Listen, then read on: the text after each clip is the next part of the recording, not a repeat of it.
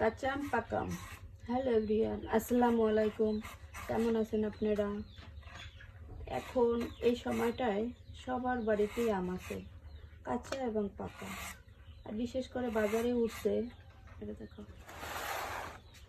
এখানে আমাদের গাছ থেকে আম পাড়া হয়েছে, কাঁচা আম।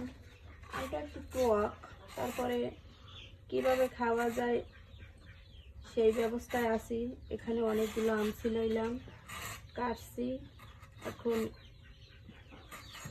ব্লেন্ডার করব। ব্লেন্ডার করে তারপর চিনি দিয়ে খেতে হবে, নাইলে কিন্তু খাওয়া যাবে না। এই যে আমি অনেকগুলো আম কাটা শেষ, এখন এখানে আমার ব্লেন্ডারের বাটি রেডি, সবগুলি দেওয়া যাবে। কে কে আমার আম ভর্তা আমের জুস খাবেন, টক আমের, প্রস্তুত থাকেন। করো,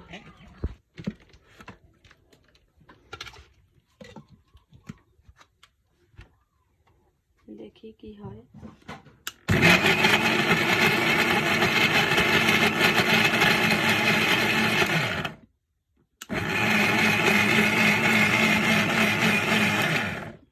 এদিকে আনো, দেখি তো কেমন হয়েছে।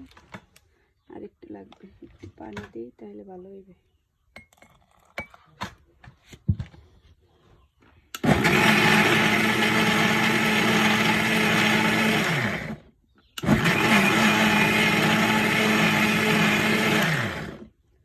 আমাদের কিন্তু টক আমের জুস রেডি হয়ে গেছে। কে কে খাবেন আর একটু অপেক্ষা করেন। আমার কাঁচা আমের জুস রেডি, কিন্তু কি কি দেব? চিনি দিছি, লবণ দিছি, আর একটু পানি দিয়ে হালকা পাতলা করছি। ওরে টক, দেখি তো কেমন লাগে। কে কে খাবেন আসেন।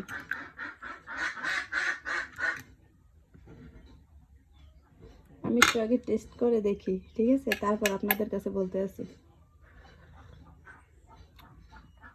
সেই রসমালাই রসমালাই মধু, ভালো হয়েছে।